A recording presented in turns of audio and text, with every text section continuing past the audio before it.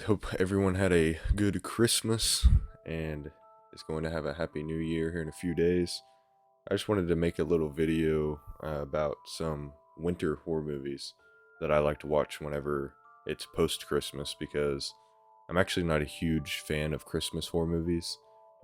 During the Christmas season, I'm more in the mood to actually watch real Christmas movies like Home Alone and It's a Wonderful Life and Scrooged and Christmas Vacation, A Christmas Story, the list goes on. I'm actually more in the mood to watch those kind of movies than to watch the Christmas horror movies like Silent Night, Deadly Night, and Black Christmas. Even though I love Black Christmas, um, but I am a fan of winter horror movies or horror movies that are based in the cold weather, like snow.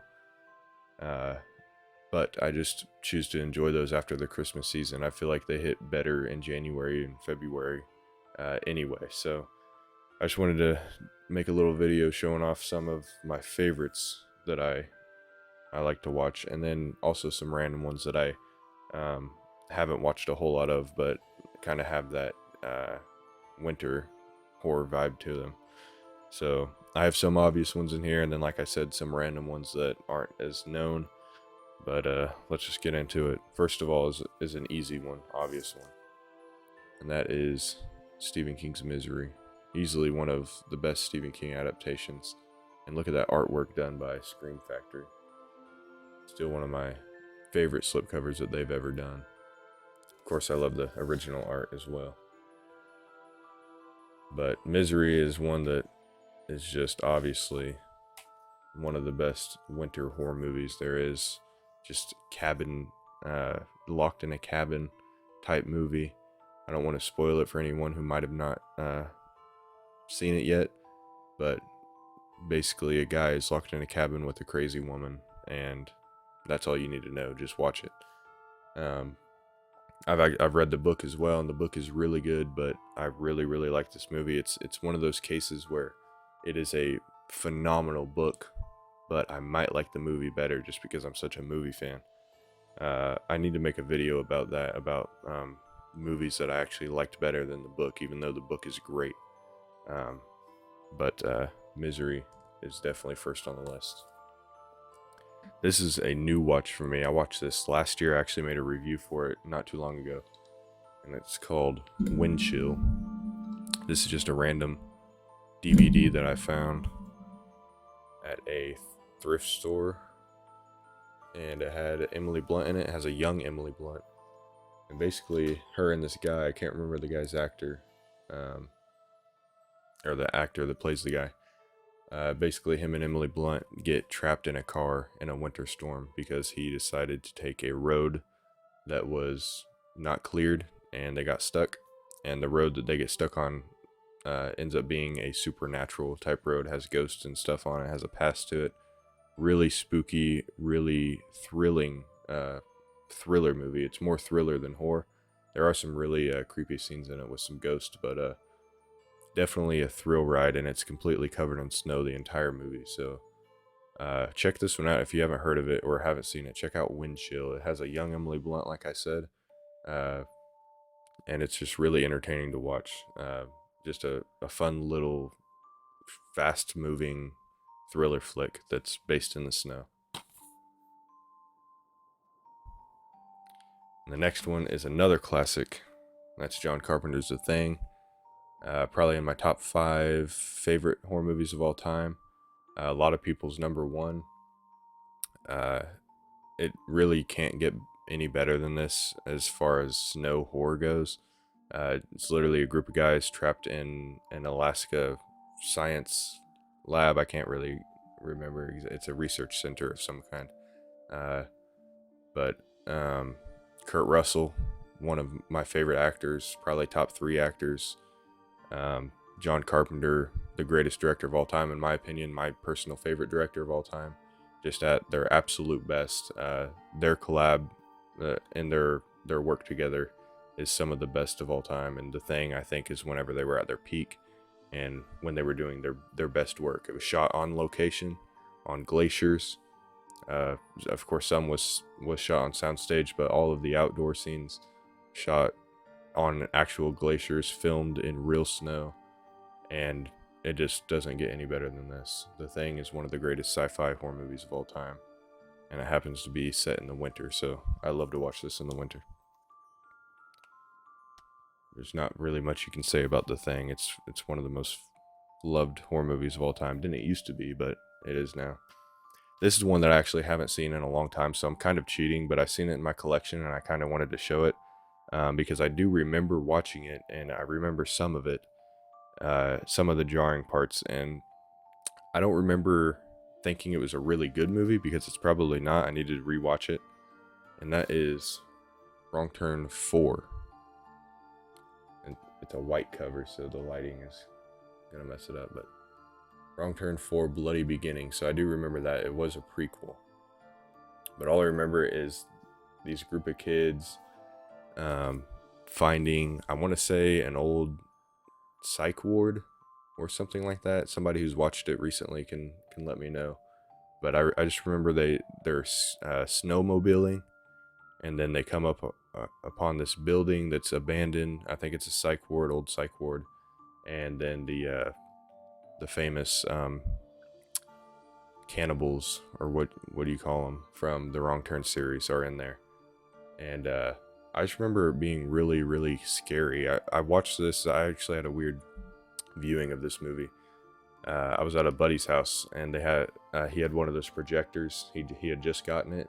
Him and his dad had just gotten it, so we wanted to try it out. And it was nighttime. We projected it onto their big garage door because it was white and it looked good on it. And we watched this movie, and I remember we just had a blast watching it. It was super fun watching it that way. And then I just remember the shocking ending of the decapitation. I won't ruin it, but I just remember that ending. That ending's always stuck in my head. It's like one of those moments that you watch in movies that just stick in your head for years and years, even if you don't really remember the movie. So this is one I'll probably rewatch this year, probably January or February, just so it'll bring back a lot of memories probably from watching it that night. And this probably is my favorite Stephen King adaptation, and that of course is The Shining. Obviously this had to make the list. One of the best winter horror movies of all time.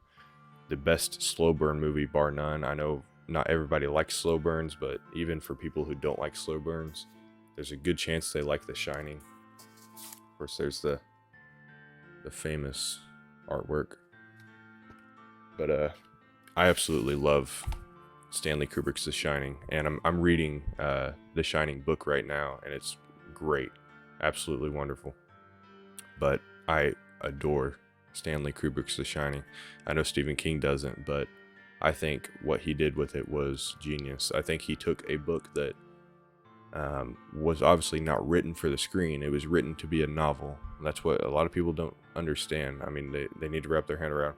Novels are written to be novels. They're not written to be movies. Not everything written on a novel would work in a movie. So I think what Stanley Kubrick did is he took a great book and he wrote it in a way that would work for the screen. And if, in my opinion, I think he did a 10 out of 10 job.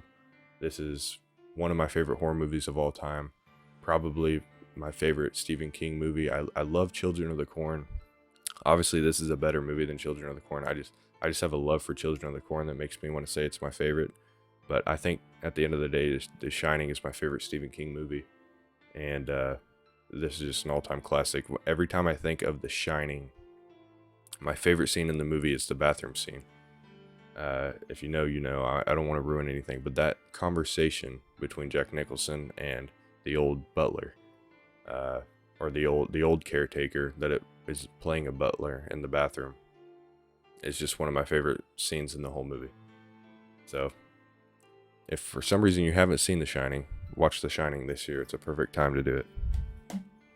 This is another one I haven't seen in forever. I seen it in my collection when I was going through it looking for winter horror movies, and I just had to grab it because I remember thinking this was ridiculous.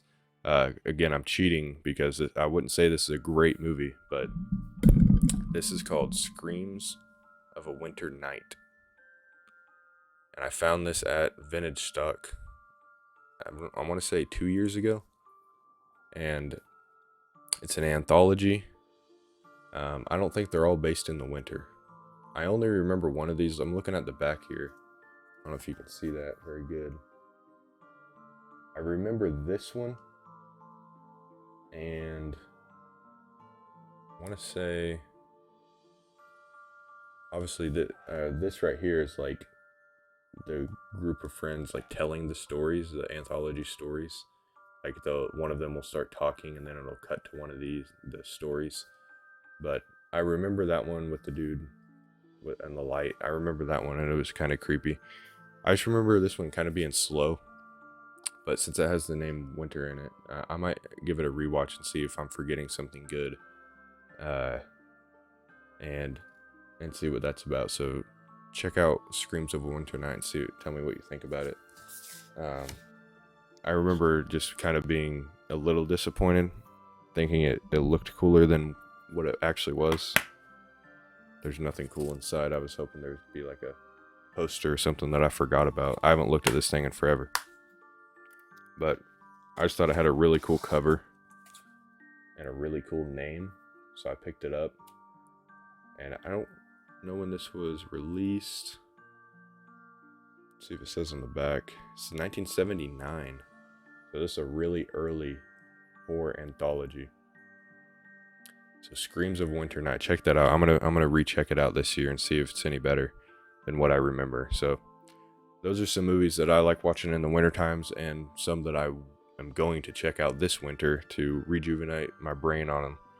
So let me know what you guys are watching this winter. I wanted to narrow it down to movies that I owned. So obviously there's a lot of other good winter horror movies. I just don't own them. I wanted to be able to show the case, so I limited it to my collection.